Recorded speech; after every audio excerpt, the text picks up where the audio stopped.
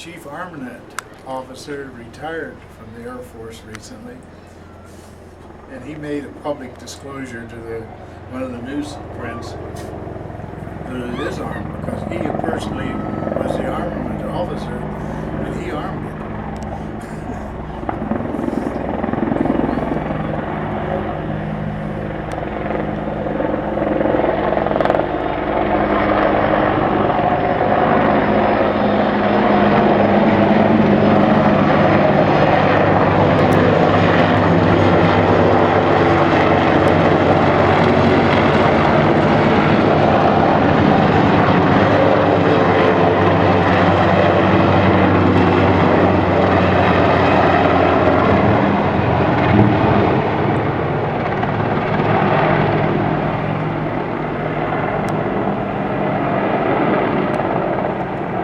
Awesome. So every year, as soon as the school vacation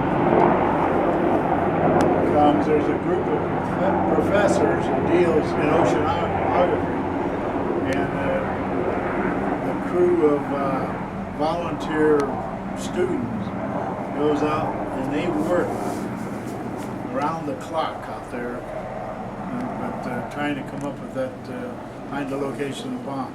The plane developed an engine problem. It was, the big B-29, and it was from the military base over here by the airport.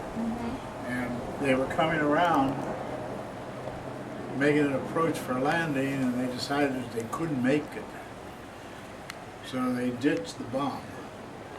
I've heard about that. And that took enough weight away from it that they just made, I guess they only made it by like 15, 20 yards, the end of the runway. But they said that if, quote, it is armed and it should detonate, now this is not an atomic bomb, it's a hydrogen bomb. And from there,